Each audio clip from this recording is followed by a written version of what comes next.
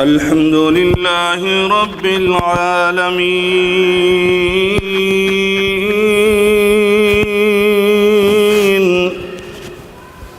والعاقبة للمتقين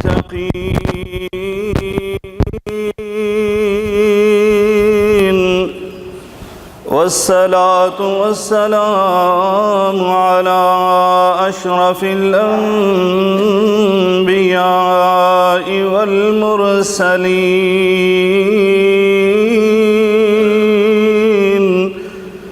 وعلى آله وصحبه أجمعين. سبحانك لا علم لنا إلا ما علمتنا إنك أنت العليم الحكيم. رب اشرح لي صدري ويسر لي أمري واحلل عقدة من لساني يفقه قولي. أما بعد فإن خير الحديث كتاب الله وخير الهدي هدي محمد صلى الله عليه وعلى آله وسلم. وشر الأمور محدثاتها وكل محدثة بدعة وكل بدعة ضلالة وكل ضلالة في النار.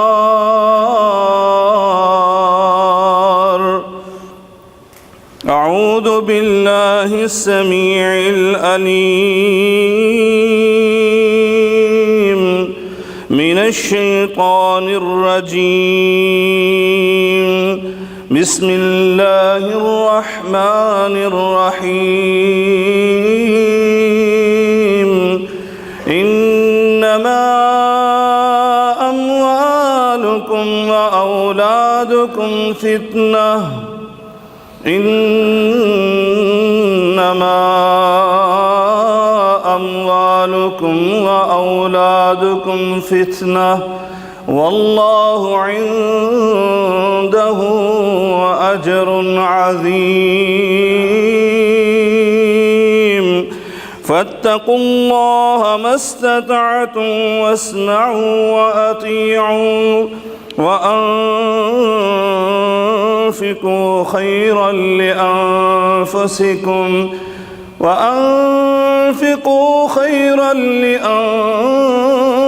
لأنفسكم ومن يوق شح نفسه فأولئك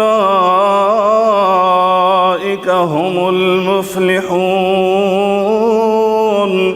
إن تقرضوا الله قرضا حسنا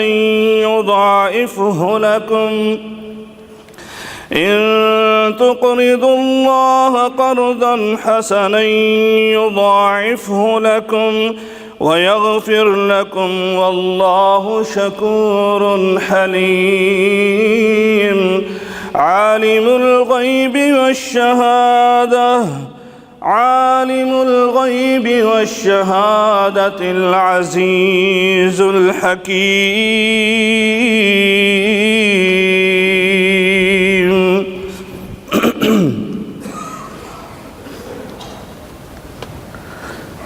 बुजुर्गान मन, बरादरान मिल्लत, काबिल सद एहतराम मेरी माओ और बहनों, हर किस्म की हम्दो सना बुजुर्गी बरतरी बड़ाई के बरियाई अल्लाह रब्बुल आलमीन की दाते बाबरकात के लिए अनगिनत ला तादाद बेशुमार दुरूद व सलाम سید الاولین والآخرین، امام المتقین، شفیع المذنبین، میرے اور آپ کے ہادی و رہنما جناب محمد مصطفیٰ صلی اللہ علیہ وآلہ آلہ وسلم کی ذات اطہر پر ہوں۔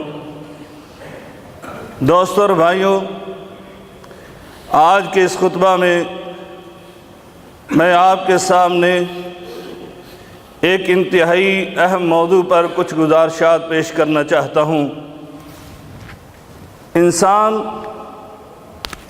اللہ تبارک و تعالی نے اس کو انتہائی عقل مند ذی شعور بنایا ہے، اسی لیے اس کو اشرف المخلوقات بنایا، تمام مخلوقات کا سردار، کہ یہ ہمیشہ اپنا فائدہ سوچتا ہے اور فائدے کے کام کرتا ہے، کبھی بھی یہ اپنا نقصان نہیں کر سکتا۔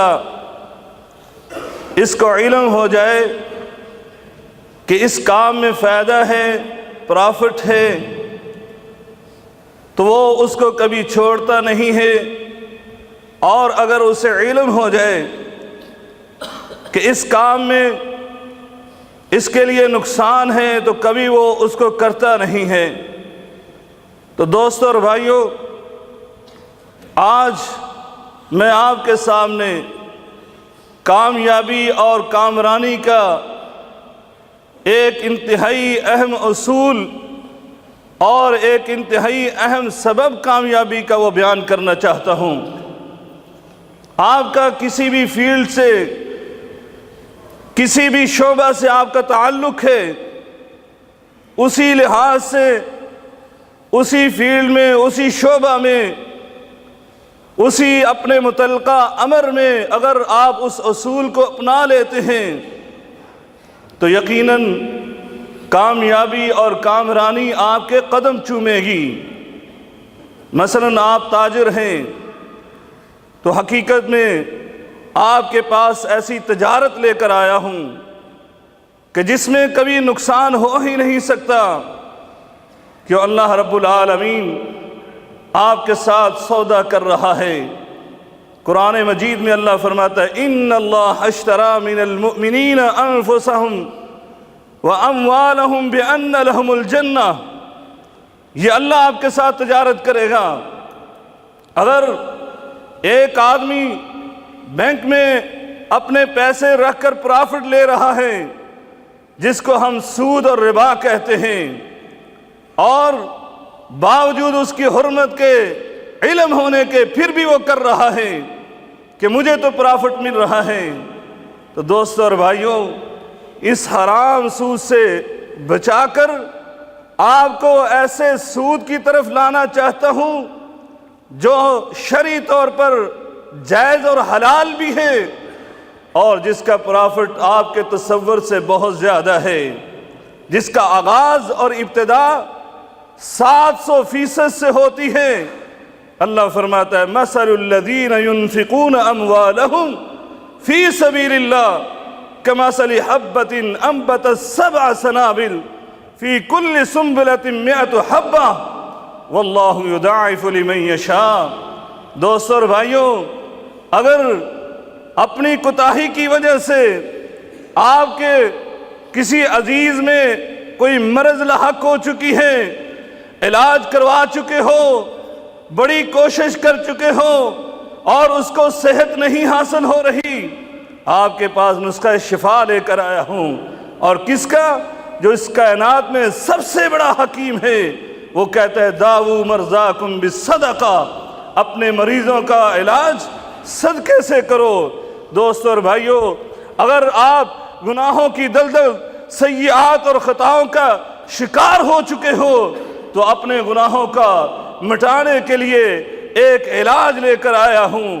میرا اللہ رب العالمین فرماتا ہے تم اللہ کے راستے میں صدقہ کرو گے، اللہ فرماتا ہے یکفر عنکم سیئاتکم، اللہ تمہاری ساری خطائیں اور سارے گناہوں کو معاف فرما دیتا ہے۔ دوستو اور بھائیوں، اگر آپ اس کائنات میں سرخرو ہونا چاہتے ہیں اور آخرت میں بھی اللہ کے ہاں کامیابی چاہتے ہو، ابھی گرمی کا موسم شروع ہونے والا، گرمی برداشت نہیں ہوتی، کل حشر کی گرمی جو ہے اس سے بچنا چاہتے ہو، اور 7 سٹار نہیں بلکہ ہزاروں سٹار وہ مسکن چاہتے ہو، وہ سکون چاہتے ہو، تو اللہ رب العالمین فرماتا ہے کہ اس دن جس دن کوئی کسی کا سایہ نہیں ہوگا، عرش عظیم کا سایہ چاہتے ہو تو اللہ کے راستے میں خفیہ صدقات اور خفیہ انفاق کرنا شروع کر دو۔ دوست اور بھائیوں، میں آج آپ کے سامنے مومنوں کی علامت، مومنوں کی صفت اور خوبی کو بیان کرنا چاہتا ہوں کہ جس کے بارے میں اللہ کہتا ہے ذَلِكَ الْكِتَابُ لَا رَيْبَ فِيهِ هُدًى لِّلْمُتَّقِينَ الَّذِينَ يُقِيمُونَ الصَّلَاةَ وَيُنْفِقُونَ مِمَّا رَزَقْنَاهُمْ وَمِمَّا رَزَقْنَاهُمْ يُنْفِقُونَ، وہ اللہ کے راستے میں خرچ کرنے والے، وہ اللہ کے مومن بندے ہیں، ہدایت یافتہ ہیں۔ دوستو اور بھائیوں، آج صدقے کے حوالے سے بات کرنا چاہتا ہوں۔ میرے آقا علیہ السلام نے فرمایا تھا اگر اللہ تم سے ناراض ہو چکا ہے، اللہ تم پر غضبناک ہو چکا ہے، تم سمجھتے ہو مسائل مصائب ان کا تم شکار ہو چکے ہو، میرے آقا علیہ السلام نے فرمایا ان صدقہ تطفئ غضب الرب، تمہارے رب کا غصہ، تمہارے رب کی ناراضگی یہ صدقہ و خیرات جو ہے یہ ختم کر دیتا ہے۔ دوستو اور بھائیوں، یہ صدقہ اللہ کے راستے میں کرنا کتنا اہم ہے کہ اللہ رب العالمین قرآن مجید فرقان حمید میں ارشاد فرماتا ہے یا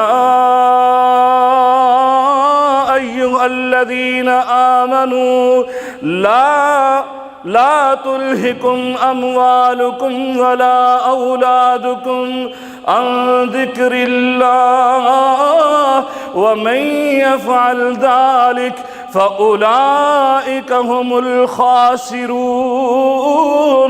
وأنفقوا مما رزقناكم من قبل أن يأتي أحدكم الموت فيقول رب لولا أخرتني إلى أجل قريب فأصدق وأكن من الصالحين۔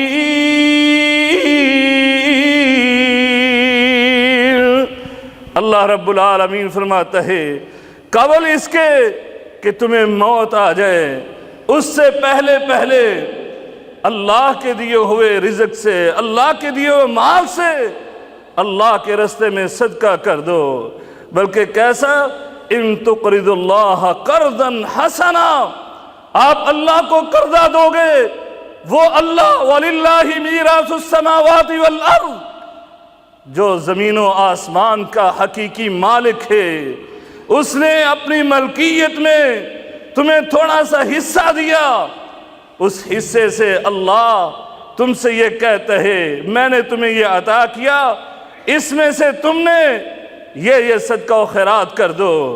اللہ اکبر۔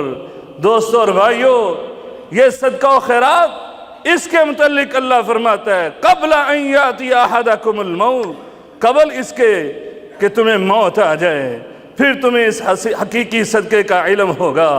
میں نے تو دنیا میں بتا دیا تھا لن تنالوا البر حتی تنفقوا مما تحبون، تم نیکی چاہتے ہو، نیک اعمال کرنا چاہتے ہو، سنو اللہ رب العالمین نے کتنی جامع آیت بیان فرمائی، فرمایا نماز پڑھنا نیکی ہے، سنو روزہ رکھنا نیک عمل ہے، حج اور عمرے ادا کرنا نیک عمل ہے، ذکر و اذکار کرنا نیک عمل ہے، تلاوت قرآن کرنا نیک عمل ہے، جہاد کرنا نیک عمل ہے، لیکن سنو اللہ رب العالمین فرماتا ہے لن تنالوا البر حتی تنفقوا مما تحبون، اگر تم نمازیں پڑھتے ہو لیکن تم اللہ کے راستے میں صدقہ نہیں کرتے تو یقین جانو تم نے نیکی کی لذت حاصل نہیں کی۔ اگر تم روزے رکھتے ہو اللہ کے راستے میں صدقہ و خیرات نہیں کرتے تو تو یقیناً تم نے روزوں کی لذت حاصل نہیں کی۔ اگر تم ہم حج اور عمرے ادا کرتے ہو لیکن اللہ کے راستے میں صدقہ و خیرات نہیں کرتے، تم نے حج اور عمرے کے اجر و ثواب کوئی نہیں پایا۔ اگر تم ذکر و اذکار کرتے ہو تو یقین جانو، اور تم نے انفاق فی سبیل اللہ نہیں کرتے ہو تو تمہیں سکون اور اطمینان قلب اس کی لذت حاصل ہی نہیں ہوئی۔ اگر تم تلاوت قرآن کرتے ہو لیکن صدقہ و خیرات نہیں کرتے تو تم نے قرآن کی حقیقی تلاوت ہی نہیں کی ہے۔ یہ میں نہیں کہہ رہا، اللہ رب العالمین فرماتا ہے لن تنالو، ہرگز نہیں تم حاصل کر سکتے البر، نیکی کو، حتی تنفقوا مما تحبون، یہاں تک کہ جو تمہیں پسندیدہ چیز ہے اس کو اللہ کے راستے میں خرچ نہیں کرتے۔ دوستو اور بھائیو، میرے آقا علیہ السلام نے جب یہ وحی سنائی تو ابو طلحہ قربان ہو جائیں۔ مدینے کا سب سے عمدہ باغ، جو مدینے کے ہر باغبان کو، ہر زمیندار کو، ہر تاجر کو چاہت اور خواہش تھی کہ یہ ابو طلحہ کسی قیمت پر بھی ہمیں فروخت کر دے، لیکن ابو طلحہ اس کو فروخت نہیں کر رہے تھے۔ یہ آیا مبارکہ سنی تو نبی کریم صلی اللہ علیہ وسلم کی خدمت میں حاضر ہوئے کہ اللہ کے رسول، مجھے سب سے زیادہ اگر کوئی محبوب ہے میری جائیداد اور پراپرٹی میں سے یہ باغ ہے، اس باغ کو میں اللہ کے راستے میں وہ وقف کرتا ہوں۔ میرے آقا علیہ السلام نے زبان نبوت سے کہا تھا، اللہ کی قسم اٹھا کے کہتا ہوں، مال و ربح، تم نے ایسی تجارت کی ہے، ایسا مال تم نے حاصل کر لیا کہ جس میں کبھی نقصان نہیں ہو سکتا، بہت فائدے کا تم نے سودا کیا۔ اللہ اکبر۔ دوستو اور بھائیو، کس لیے علیہ السلام نے فرمایا تھا ظل المؤمنی یوم القیامہ، ظل المؤمنی یوم القیامہ صدقتہ، اس دن جس دن اللہ رب العالمین فرماتے یوم لا ظل الا ظلہ، کہ صرف اور صرف میرے عرش عظیم کا سایہ ہے، اس دن ایک اور سایہ ہوگا، اور وہ سایہ کیا ہے؟ فرمایا وہ مومن کے صدقے کا سایہ ہے۔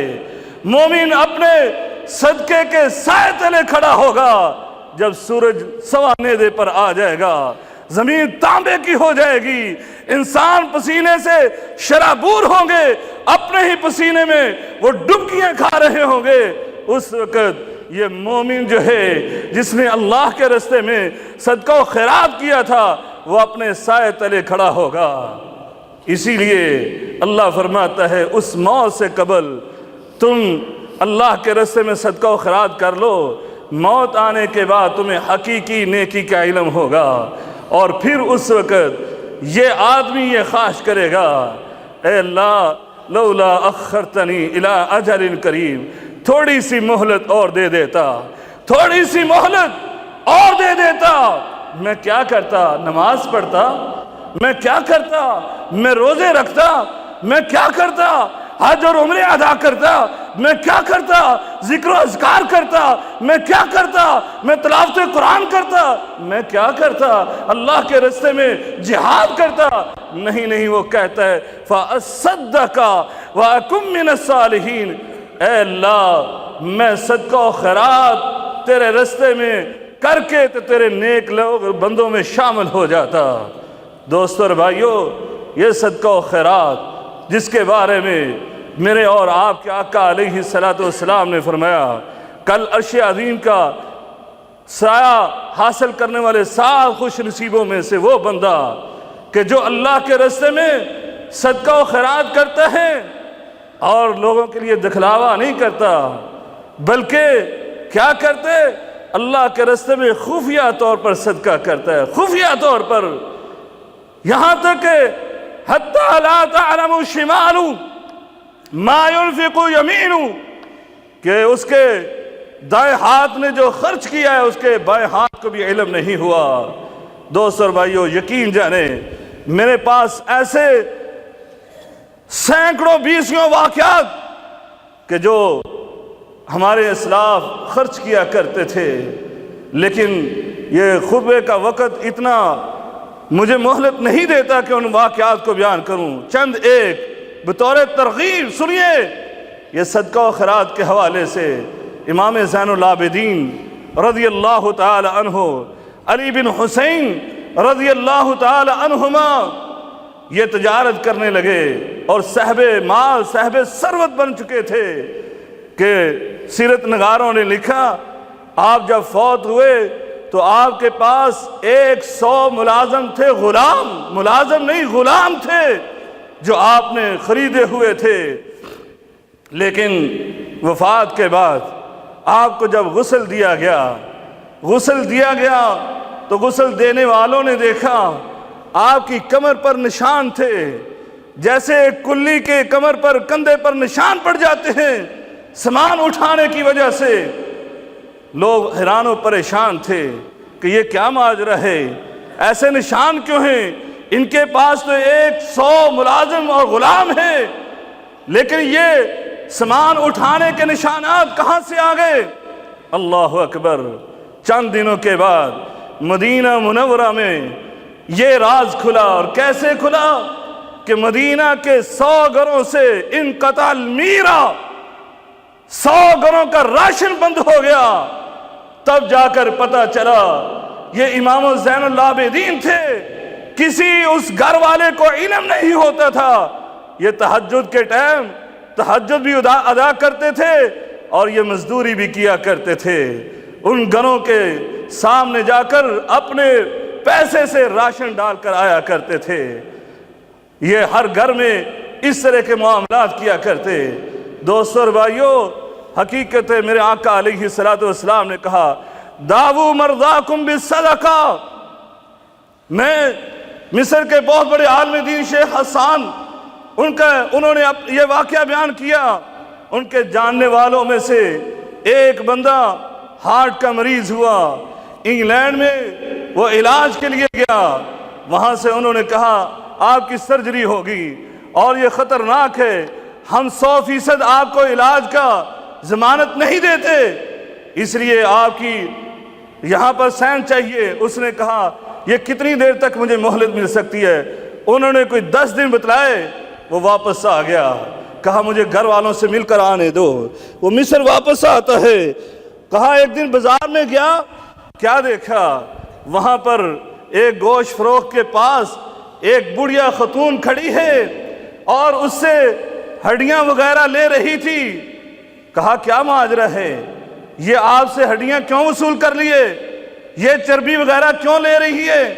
کہا جی یہ بیوہ خاتون ہے، 7 اس کی بیٹیاں ہیں، اور یہ کبھی کبھار میرے پاس آتی ہے جب اس کے اولاد کو، بیٹیوں کو گوشت کھانے کی چاہت ہوتی ہے تو میں اس کو یہ چربی وغیرہ، کیونکہ میں بھی مجبور آدمی ہوں، میں تھوڑا سا آدھا کلو گوشت اپنی طرف سے ڈال کر اس کو چربی اور ہڈیاں دیتا ہوں۔ کہا اچھی بات ہے، آپ اس کو جب بھی آئے 2 کلو گوشت دیا کرنا ہے، سال کے جتنے پیسے بنتے ہیں اس نے فوراً ادا کیے، صاحب مال تھا۔ کہتا ہے میرے چہرے دل میں اتنا سکون طاری ہوا اور چہرے پر اس کا اثر نظر آیا۔ میں گھر آیا، دروازہ کھٹکھٹایا، میری بیٹی نے دروازہ کھولا، پوچھا بابا بڑے خوش ہیں؟ میں نے اس کو وہ واقعہ بتلا دیا۔ اس نے فوراً ہاتھ کر کے دعا کی، اے اللہ جس طرح میرے باپ نے اس بڑھیا کے دل کو خوش کیا ہے، اے اللہ اسی طرح ہمیں بھی خوش کر دے اور میرے بابا کو صحت و عافیت عطا فرما دے۔ کہا کچھ دنوں کے بعد میں واپس گیا علاج کے لیے، ڈاکٹروں نے دیکھا کہ میرے دل کی کیفیت کیا ہے۔ ڈاکٹر حیران پریشان ہو گئے، سارے ٹیسٹ لیے، انہوں نے کہا کہ تم نے علاج کیا کیا ہے، ان دنوں میں کیا کام کیا کہ تمہارا ہارٹ تو پہلے سے بھی زیادہ قوی ہو چکا ہے، جو تمہارے ہارٹ کے وال بند تھے وہ کھل چکے ہیں اور ایسے لگتا ہے کبھی آپ کو مرض ہی نہیں ہوئی۔ دوستو اور بھائیو، اسی لیے تو میرے آقا علیہ الصلوۃ والسلام نے فرمایا دعو مرضاکم بالصدقہ۔ اپنے مصائب، اپنی مشکلات کا حل کرنا چاہتے ہو، سنو، ایک عورت، اس کا بیٹا جنگ کے اندر وہ قیدی بن گیا، اب یہ اس کو رو رہی ہے۔ ایک دن اب کمانے والا بھی کوئی نہیں تھا، ایک دن اس کے سامنے ایک کھانا جو صرف اور صرف اس کی ساری جمع پونجی تھی، وہ کہیں سے کھانا اس کے سامنے آیا، کھانے لگی کہ فقیر نے دستک دی، مجھے کھانا چاہیے، بھوک لگی ہے۔ یہ اماں اٹھی ہے، اس نے فوراً وہ کھانا جو تھا وہ اس فقیر کو دیا اور ساتھ ہی دعا کی، اللہ تو مسبب الاسباب ہے، تو حاجت روا اور مشکل کشا ہے، میں نے تیری رضا کے لیے اپنی بھوک کو قربان کرتے ہوئے یہ کھانا تیرے بندے کو دے دیا، تو بھی میری ضرورت کو پورا کر دے اور میرے بیٹے کو میرے پاس لے آ۔ اللہ اکبر۔ ادھر کیا ہوا کہ اس کو جو بیڑیاں پہنائی گئی تھی وہ ٹوٹ گئیں۔ جہنم کے نگہبان نے بتلایا، دروغے نے بتلایا کہ وہ قیدی کی بیڑیاں ٹوٹ گئی، نئی وہ بیڑیاں لائی گئیں، نئی ہتھ کڑی لگائی گئی، وہ بھی ٹوٹ گئی، سامنے تڑاک تڑاک کر کے ٹوٹتی ہے۔ 3-4 کرنے کے بعد وہاں پر ایک نیک افیسر آدمی آیا، اس نے کہا کیا بات ہے، کیا ماجرا ہے، تمہارا کون ہے پیچھے؟ اس نے کہا صرف ایک ماں ہے۔ کہا وہ تیری ماں؟ وہ تیری ماں تیرے لیے لگتا ہے دعا کر رہی ہے جس کی وجہ سے یہ بیڑیاں ٹوٹ رہی ہیں۔ اپنے لوگوں سے بات کی اور اس کو آزاد کر دیا، چھوڑ دو اس کو، آزاد کر دو، دشمن ہے لیکن کوئی بات نہیں ہے، یہ اپنی ماں کا واحد سہارا ہے، چھوڑ دو۔ یہ بیٹا اپنی ماں کے پاس آتا ہے اور اس ماں نے پوچھا کیسے آزاد ہوئے، سب کو چھوڑ دیا؟ کہا نہیں، صرف مجھے چھوڑا۔ آپ نے کیا بات کی تھی، کیا کام کیا؟ اس نے بتلایا بیٹا میں نے یہ دعا کی تھی اور اس وقت جب وہ وقت بتلایا اسی وقت اس کی بیڑیاں ٹوٹ رہی تھیں۔ دوستو اور بھائیو، یہ صدقہ و خیرات ہے، یہ اللہ کے راستے میں خرچ کرنا ہے۔ اللہ رب العالمین سے دعا ہے اللہ تعالی ہمیں صحیح معنوں میں اپنے راستے میں خرچ کرنے کی توفیق عطا فرمائے۔ وآخر دعوانا الحمدللہ رب العالمین۔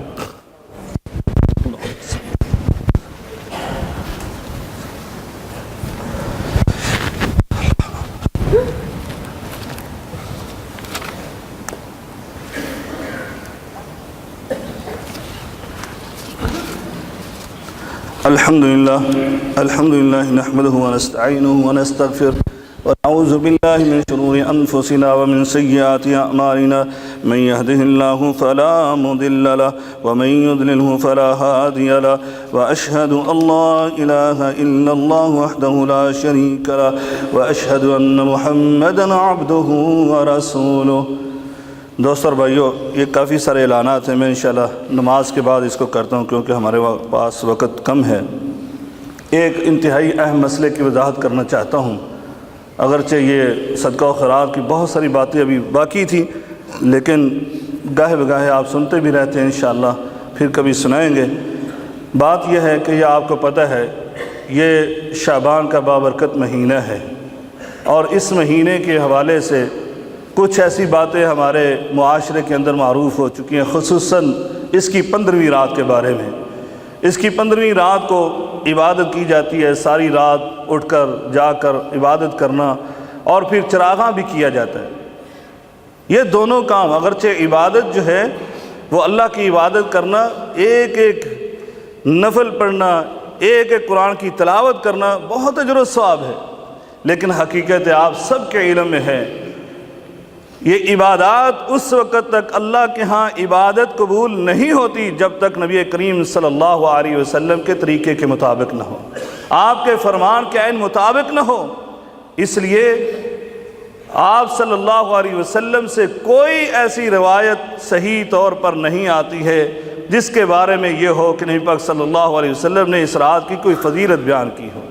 جتنی احادیثیں ہیں، رستہ دے دیں کوئی بات نہیں، تھوڑا ہاں جی ادھر توجہ، جتنی بھی احادیث ہیں سب کی سب موضوع من گھڑت ہیں۔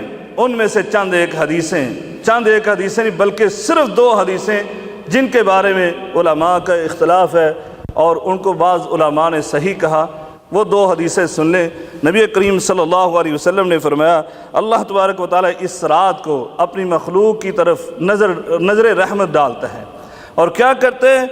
فرمایا فَيَغْفِرُ لِجَمِيعِ خَلْقِهِ، اللہ رب العالمین اپنی تمام مخلوق کو یعنی اپنے تمام بندوں کو معاف کر دیتا ہے سوائے 2 بد نصیبوں کو، الا لمشرک او مشاحن، کہا یہ مشرک جو شرک ارتکاب کرتا ہے، کوئی وہ کسی بھی مذہب سے ہو، فرمایا جو اللہ کے ساتھ شرک کرتا ہے اس کو اللہ تعالیٰ معاف نہیں کرتا، اور مشاحن یعنی جس کے دل میں حقد ہے، کینہ ہے، بغض ہے، کسی کے بارے میں نفرت اور عداوت ہے، فرمایا اللہ تعالیٰ اس کو بھی معاف نہیں کرتا۔